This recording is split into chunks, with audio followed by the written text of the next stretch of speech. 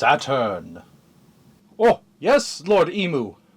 I have noticed you are having trouble with your spider stomp. Oh, yes, I seem to be having, yes, it's been an issue.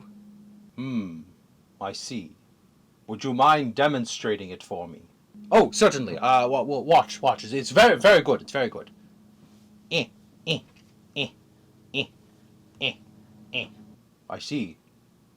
Saturn, have you considered, instead of using one leg to spider stomp, using 7 of your 8 legs to spider stomp?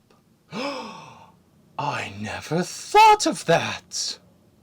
And then 40 years later, he proceeded to completely forget everything Eam taught him about using his abilities. Is it any wonder that Eam was going to replace him? I mean, really, I'm curious as to how the Five Elders' abilities work, because does Garling get the spider powers now? Or does he get a completely different Japanese yokai superpower monster form? Like, is he just the next spider because he is now the new god of science? Or does he get new powers? Well, we'll have to wait and see, because obviously he's going to get a monster form. But yeah, so in conclusion, Saturn, I'm sorry, man, you had this coming. Hello Internet, I am the hero of Julios, once again with another One Piece chapter summary. This week's chapter is chapter 1163, Promise.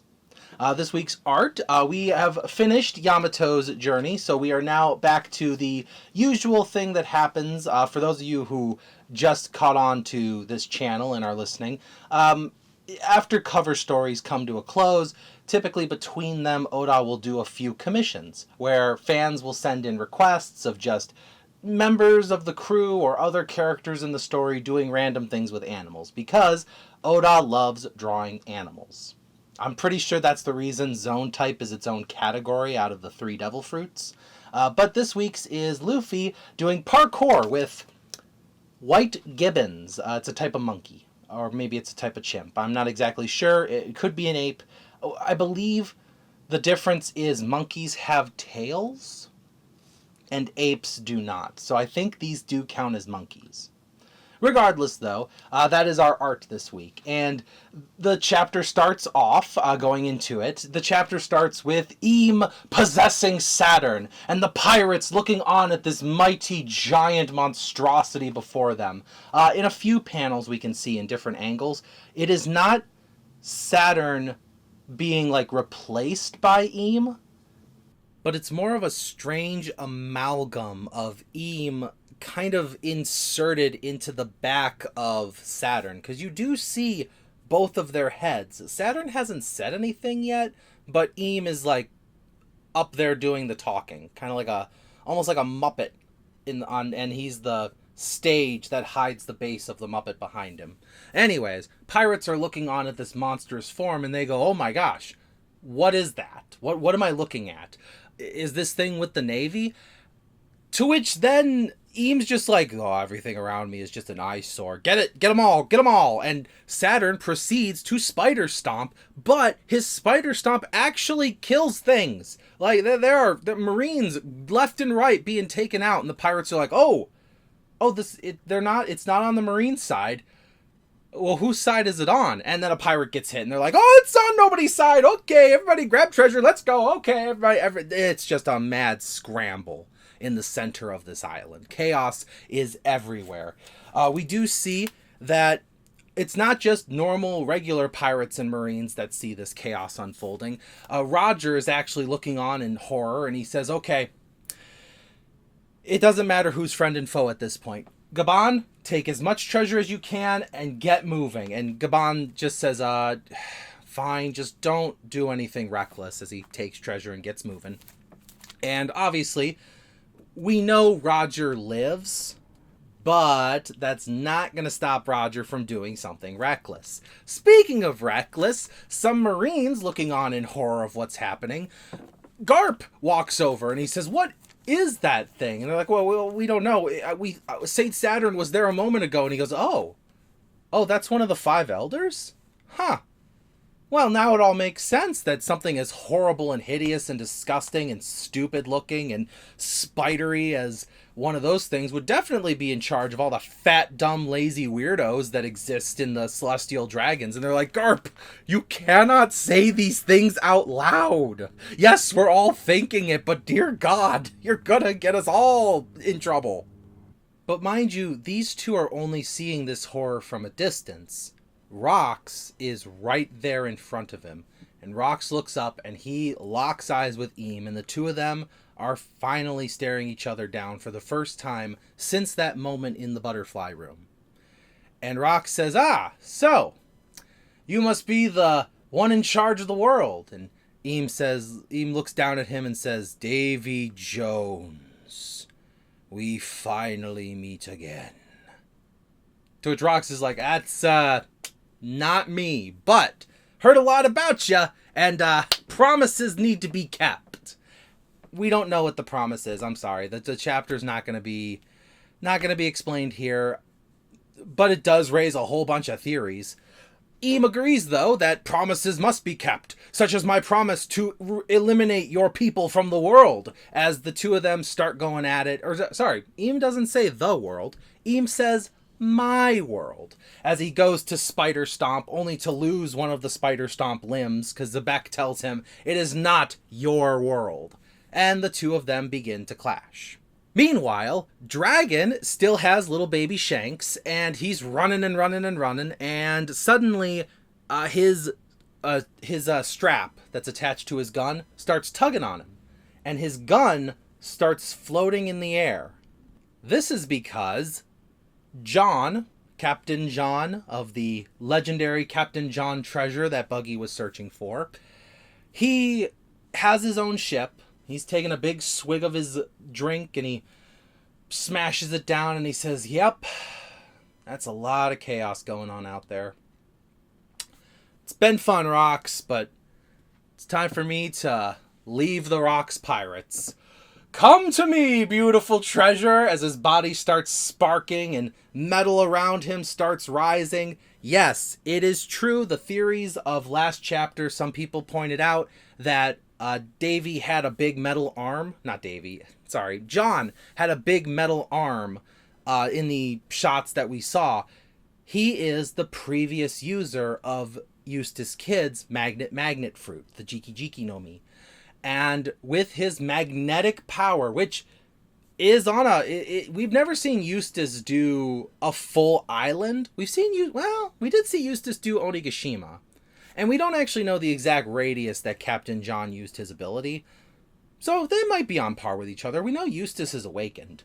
But Captain John starts lifting all the treasure, and apparently weapons too, and starts dragging them towards his ship, because he's just going to pile all his money onto the ship, and he's going to vamoose. Unfortunately for him, I wrote down his name because I do have to admit I do forget some of the other pirates in Rox's crew, because they're not, the ones we see today. They're all dead. They're all zombies on Thriller Bark at this point. This individual is Gonzui. He sees Captain John doing this, and he's not going up into the air despite having a big suit of armor on. So maybe because of hockey, maybe because he's a dense individual, whatever the reason, he is not moved by the magnetism. Instead, he, digs for gold himself, pops out a little bit, sticks it on his thumb, points at it, and says, real shame, John. Could have gone the whole world together, all of us in Rock's crew, but I understand. Boop! And he flings that booger towards Captain John, and an explosion stops all the magnetized metal from floating, and it all comes clamoring to the ground. That's because Gonzui is the previous user of the bomb fruit. This is one of my favorite parts about flashbacks, and we're getting it more and more as we're getting closer and closer to the main story. We saw it in Odin's flashback, where the clone fruit and the barrier fruit had previous users, because we know devil fruits reincarnate. So it stands to believe that the devil fruits that we have by name must have had previous users. Now, we don't know which devil fruit users are the first of their eaters. For example, Sugar might be the first person to eat her devil fruit. The Hobby fruit does seem a little too strong to have not been a major player in recorded history, but we don't know what the Ancient Kingdom was capable of. Regardless, it's cool to see previous users, even though we kind of know what that means for their fate. After that explosion, Shiki comes floating by and he says, Gonzui, why'd you attack John? And Gonzui says, dude, he was going to run off with all the treasure. I mean, each of those individual treasure chests, the big prizes, the big whopping huge amazing prizes, each treasure chest had to be worth at least 1 billion berries.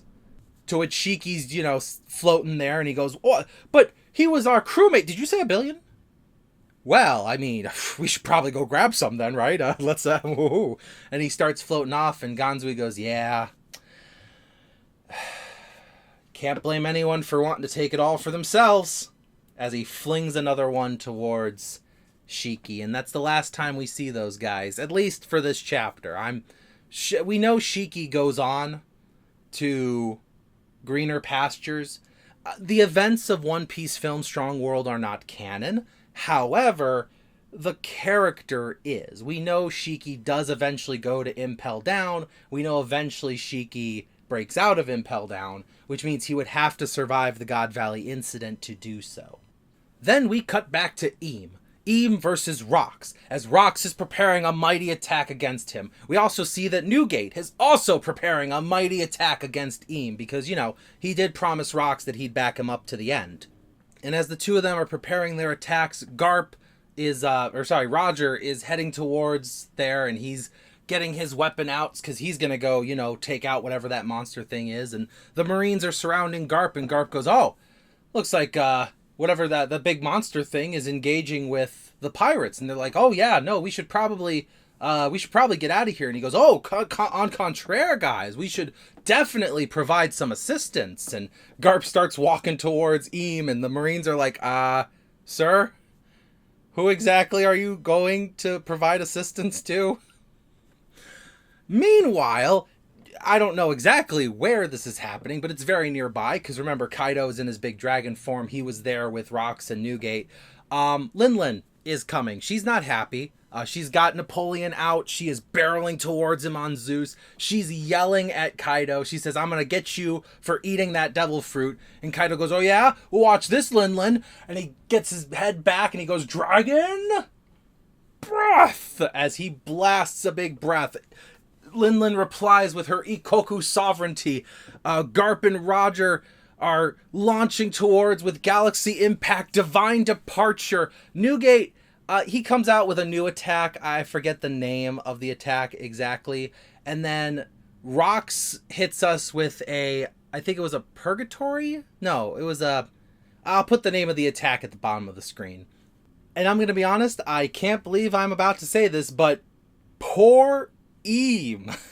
Because Eam is just there, like the Muppet on the back of Saturn, and all these attacks just wailing on him as he's caught in the crossfire of all these abilities. And I mean, we know he has regeneration. We know he's just going to pop right back up like nothing happened. But in the moment, any other canonical character in the One Piece universe would not survive that attack.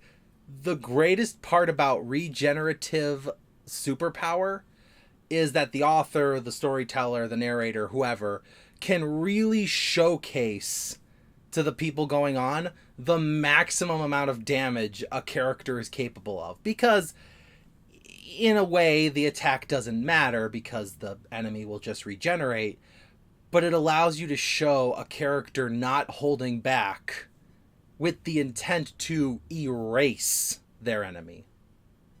Unfortunately, Eam does pop right back up from this, and he manages to grab Rox. In this carnage, though, Dragon finally, comes to as he gets dropped to the ground by his own gun that was floating due to the magnets. He's like, okay, I hit the ground. I'm alive. All I gotta do is make sure this baby... I am holding a log. Where's the baby? As we see a treasure chest thunk onto the ground and a little bit of gold sprinkles out, and little baby crawling over towards it, and the baby's like, oh, shiny. And the little baby starts crawling towards it. So, this is the treasure chest that Shanks crawled into. And it is at this point that I am having a bit of a problem here, because how are we supposed to know Shanks's name? Like, we know that their names are Shanks and Shamrock. And Garling knows that their names are Shanks and Shamrock. And when Garling gets Shamrock back, Shamrock will know that their names are Shanks and Shamrock. But how does Roger learn this name? Unless, like, it gets out in the newspaper that a celestial dragon's baby went missing. But what's celestial dragon? Not to mention a holy knight like Garling, the captain of the holy knights, would openly admit that they lost a baby. Plus, if it's a celestial dragon's baby, they wouldn't announce it to the world. You saw what they did to Doflamingo and his family. Baby Shanks wouldn't make it a couple days if the world knew that this missing baby was a celestial dragon. So, how do we learn Shanks' name? I cannot firmly believe that Roger would name Shanks without knowing. Especially since he named his son Ace after his sword, Ace. Unless, like, one of the members of the crew had a really nice shank that they used as a weapon. It's not a plot hole that matters, but it's a plot hole I'm curious about until we get an explanation. But that's not important right now. What is important is the fact that Eam is grabbing rocks, and Eam says, I sense them. Out in the distance, out in the woods, 2 new members of the Davy clan, one by marriage, one by birth, running away from my power. Oh, they will be snuffed out. And Rock says, yeah, what are you going to do about it? And he goes, oh, Moo? Because remember, Eam refers to himself as Moo. Moo? Oh, I will do nothing. You will do something. Domi Reversi. And the last image we see is the rest of the combatants looking on as Rox begins to grow fangs. Okay, so, in conclusion, this chapter, Rox, the Chad, the legendary figure, the Chuck Norris of One Piece, who I used to call Kozuki Oden, the Chuck Norris of One Piece, is not immune to Domi Reversi.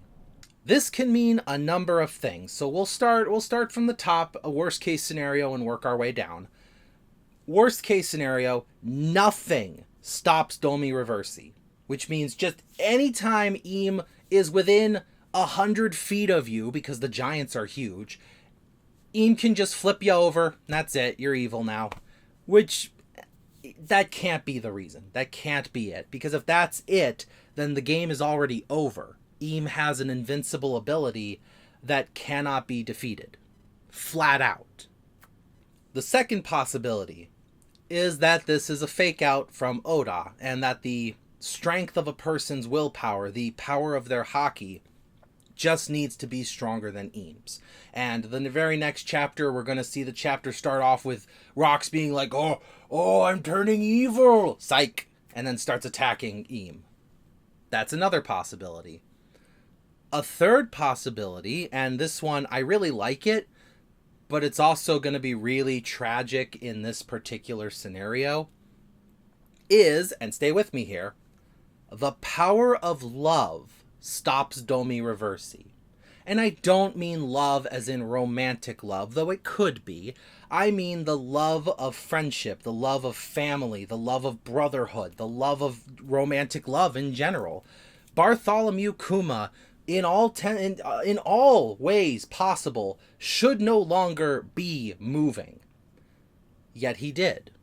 He hasn't moved much since, but move he did, as he went all the way from Kamabaka Queendom to Egghead to punch Saturn and save his daughter, all because she was crying and wanted her dad. Egghead himself, the legendary nerd, Vegapunk said to Saturn, I don't know. Because Saturn, said, Vegapunk, what is the meaning of this? And Vegapunk was just like, power of love. What more do you want from me? There is no scientific explanation as to why this man is moving. Yeah, sure, maybe it's the special ability that the Buccaneers have, but we are, as corny as it is, we are moving in a direction in One Piece that love is in itself a power. Scopper Gaban is the minister of love, so obviously it's a real position that really exists, and Sanji has been telling us about the power of love ever since the ordeal of love on Skypiea, because it always comes back to Skypiea. So, yeah, it could be the power of love that breaks you free. Which could very well mean that while Dory and Broggy are on their way to fight their chief, the brotherhood of their crew may be what snaps them out of it. Hell, the love of their sun god Nika might actually be what pulls them out of it. But something has to snap them out of it, and it could just be the power of friendship. I actually do kind of like the idea of Luffy getting Domi reversied. Imagine Eames' joy, which, ironic, because Joy Boy, Eames' joy of taking Nika and changing him into a demon, into the destruction god that some members of the Elbaphian society think that he should be. And this demon Luffy fights his own crew. We saw the Straw Hat crew against Luffy back in Thriller Bark when they fought Oars. What if we saw them fight Luffy, the real Luffy this time? But during the entire fight, the crew is reaching out to him. We get nice little flashbacks across the entire series of the day Luffy met them, the big heartfelt moment that they had with Luffy, just random tidbits of jokes and fun and the love of Luffy's crew together, and that's what snaps him out of it and allows the whole crew to fight Eam. Because again, I want to see the whole crew fight as a unit. One of my favorite moments in One Piece is when the Straw Hat crew fought Oars. That was amazing, and I would love to see that again. I think that's one of my favorite moments in the whole series. But we just haven't gotten a fight like that because we haven't had an enemy worth that fight yet. The reason I think that the power of love would be so tragic is that's not how Rox gets defeated. Because Rox will turn evil, Rox will be Domi reversied, Rox will start to go after his wife and child, and Garp, Roger, probably Newgate as well, maybe even Linlin and Kaido will have to stop him because they don't know. Nobody knows that the power of love stops Domi Reversi, and therefore Rox will meet a tragic end that could have, weirdly enough, been easily prevented. Because he would have charged off, gone to destroy Eris and Teach, and then just their love would have healed him. Only for us to find out a few chapters later as the flashback comes to an end and Luffy fights, Eam and yada yada yada, everything I just said, only to find out that that is the way it could have gone, and that Rox could actually have still been here today, an old man like Scopper Gaban and Rayleigh. Kinda sad, probably not exactly how that works, but if I'm close, even if I'm just like a little close, and it is the power of love, but it's not that, simple, that would be really, really cool. Regardless, though, let me know what you think in the comments below. Do you think Rox is going to push through this? Do you think Rox is actually going to be turned evil? Or do you think some other weird third thing's going to happen? Because it seems like Domi Reversi is so powerful that Eam doesn't need any other abilities. But, as always, thank you for watching, and I will see you in the next video. This is the Hero of Julios, Xing out.